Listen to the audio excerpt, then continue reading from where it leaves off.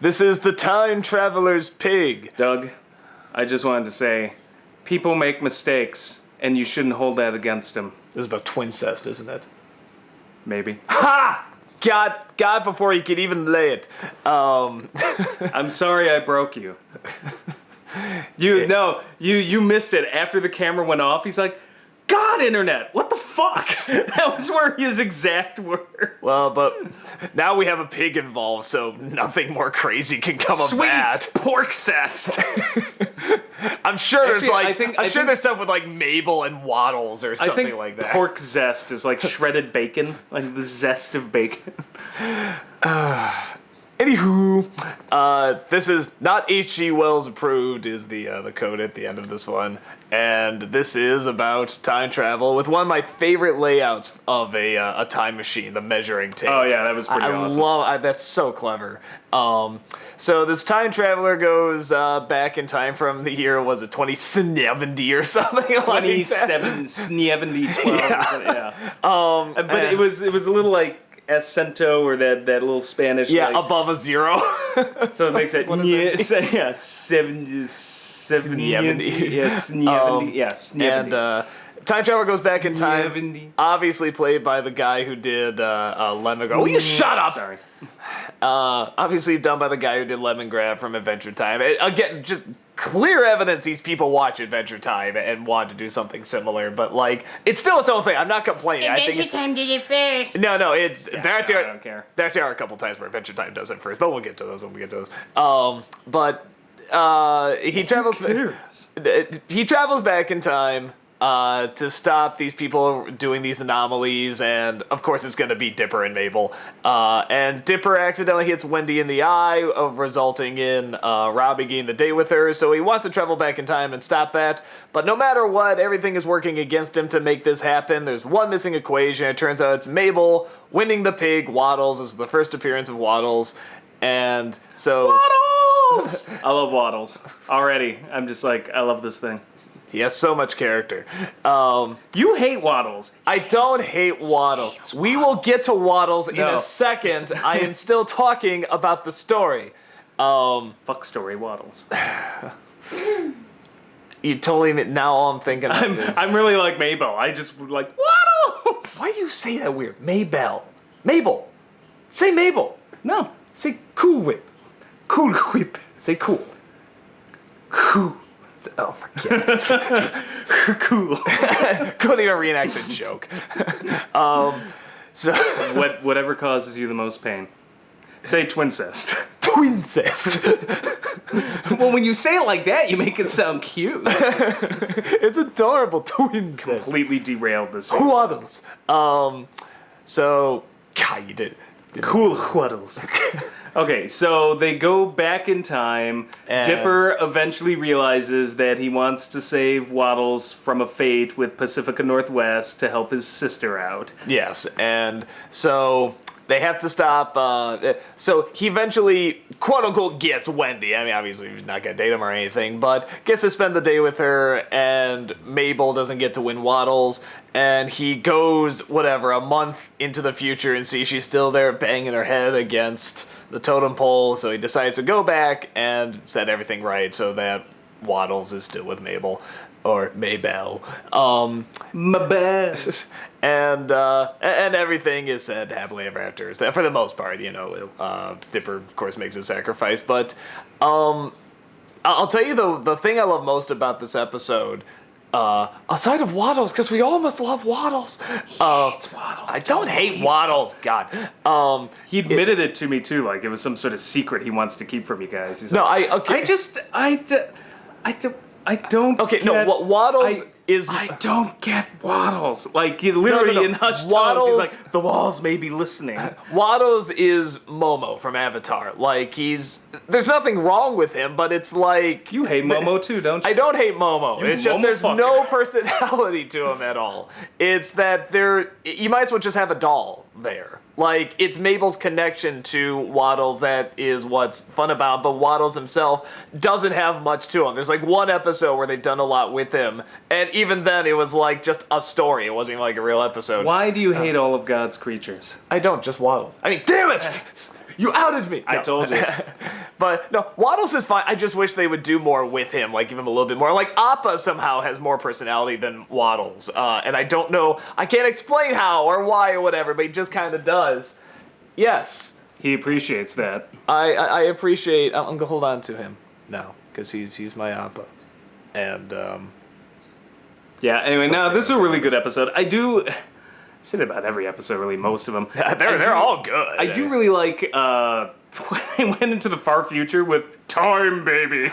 That was one of the things I was going to point out. Time Baby does come back, and what I love is that what I never realized is that you kind of see the origin of Time Baby there because he does come back in the future, and like you just see him like destroying the city. I'm like, oh, so that's how that happened. Huh. So it's one of those things where it's like, because I kind of forgot about it when he comes back. I thought it was just sort of funny, like, oh, okay, whatever, the Time Baby, whatever. And then I was just like, oh my god, you actually see how he got to that position. So I am all over that. I want more Time Baby. You tease me with Time Baby. I need more.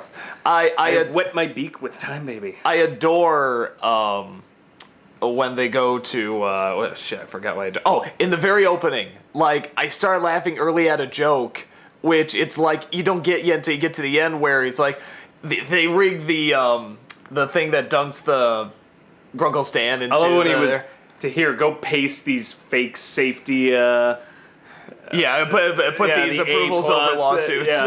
Particularly over the ones that look like, a lawsuit liabilities. And he says, nothing can break this, except maybe some sort of futuristic armband laser that'd be shot at it or something. Yeah. And that is exactly what happened. And when he said that in the opening, I just started laughing. I'm like, oh my god, what an ingenious joke. Because nobody would laugh at that unless you see it twice. Like, they just, okay, what a weird thing to say, whatever. And that's exactly what happens. The tour things. And tight jeans aren't cool. Sorry, I should let you know. No, they've never been cool. I think the only thing I didn't like, again, I'm just like, what is this kid's obsession with Wendy? Who, Dipper or Robbie? Dipper, yeah. Robbie's a jackass. I don't really him. It's just I don't know, young love, whatever. I don't know. I look at it. I don't hate her character, but I'm just like, she's all right. I probably feel about Wendy the same way you do about Waddles. Waddles, yeah. Yeah, I mean, it's I would like it if they made her more funny. She's like a cute character design without a lot of real character attached to me. Like, yeah, I would like it more if they play up. I get the internet obsession because I'm like, oh, cute girl character design. Like the next thing you know, memes. Yeah. But like when it comes to her actual character, I'm like, yeah, like pretty much every line of dialogue is like, yeah, that's cool. What's up? Hey, off the chain or something. Yeah, it's like when they play that random hipster catchphrase. When they play, Disney thinks is gonna sell something. I don't know. When they play up sort of the slacker slash frat girl thing, like I said, that stuff can be funny. But yeah, I wish they would have had more character. I know. I feel like I know Zeus better than I do Wendy. Well, you do. I mean, they don't. But give her that's the that thing. much. He's obsessing over her that much, and I thought they would have developed more to her. But like now, at least at this stage in the game, she's just the object of his affection. Yeah, she's kind of the prize. I mean, and it's like I said, which is one of those things where it's like it's not my favorite part, but she's like she's not awful. Which she's to me not is awful not some sort of character, feminist argument because I think there's other interesting female characters in the show. It's just for some reason it's not her, and yet they're devoting so much time to making her the object. I was just like. I just wish they would have fleshed her out a little more or something. Maybe they will. I don't know. There's one or two moments where I'm like, okay, that was like a really cool Wendy moment, But there's not can't many. Have cool Wendy moments, but yeah, it's that there's not that many. Like she seems to be almost like just. Again, almost a background character. Yeah, like kind of the prize, It's supposed to be just this very safe, character that Dipper can go to and have a lust for and stuff like that. But I agree. I wish they did do more of the character. But, again, not bad. Just would have been nice to have more. I don't hate her. That's the thing. I actually want more of her as an actual character. The first two things I've noticed in this one... you all know the signal, the top hat triangle, the eye you see at the beginning of every episode. This is the first time you actually see like that exact image on the back of a playing card. It's actually on one of the cards. But which honestly, I don't think leads to anything, but it's just still interesting that it's there. Then why did you mention it? Well, throughout the whole show, and this is something I never did notice until watching it again, like there are triangles and something similar to that image all over the place. But that was the first time you actually see the top hat and like the hand, stuff like that on the back of a playing card. So that's kind of interesting. I don't know if that's like a huge thing later, but the triangle does show up all over the place. And then the two future guards, or the time cops, like a better term. I love how their names are. Yeah, Lulf and Dundren. Or Dungren. That was very, very funny. And they come back too, actually. So the triangle thing is on the playing card. Yeah, the actual eye and the top hat this time. The triangle, if you look, is actually all over the place, and sometimes with the eye too. I feel like you're Dipper and I'm Mabel. I like triangles. Yeah, because I'm just sitting here like, there was a triangle in this show. Like, I missed all of that. And Doug's like, now if you look at this playing card, there's a triangle there. It's only because I'm watching it again. Yeah. The Lolf Dungren thing I actually would have paid, because Doug... We look for stuff Doug's like so that, yeah. subtle. Look at the names on their uniforms. I'm like, thanks, Doug. It's right in the bottom. It was pretty obvious. I could have gotten that one. Well, Lolf, you didn't notice the triangles. I'm just saying. Yeah, I know. Calmer than you are. It's maybe because I just want to enjoy the show. Calmer than you are. But even the fucking gun around, man? No, the one part I was going to talk about before that I like, which I thought was a perfect combination of being really funny and really touching, is when he does go to the future and she's still there banging her head and stuff. That's really funny, but at the same time, yeah, you do feel the connection she had, and this wasn't just a passing thing. Obvious as hell morals. The sort of thing that, like, they're in really, any really other obvious. kid's show, you'd be like, but the way they execute it, like when they go all the way like a month into the future, And she's still hitting the head. Yeah. and here's the little girl whose heart was completely crushed by some heartless jerk. Oh, hey, Dipper. It's the execution of these jokes that make these morals really, really sweet. And I like the fact that that's exactly what Grunkle Stan would do. He would just turn her into an attraction. Yes. Totally. Tell you what, we'll charge $5 out of whack. So, I mean, that was like a perfect combination of really touching and really funny. And I love it when something can get that down so perfect. I think the only missed opportunity was, and I mean, this is what happens, but they probably just weren't planning this far ahead. But had they planned ahead enough, I would have actually inserted little sounds or them running in the background. in the background of previous episodes. So you could watch the first 7 or 8 episodes and be like, oh shit, I think I just spotted them, and like have it all connect together. I've kind of been, because the second time around I've been looking for little things in the background.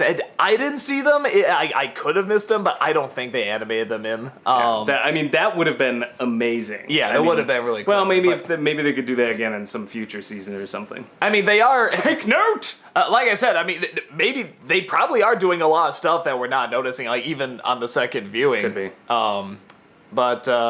Yeah, so no, I thought it was a pretty solid You'll episode. sit there and scribble it down on some piece of paper with 1,000 I do things, take and then notes, I'll be so like, don't forget. I made a hat!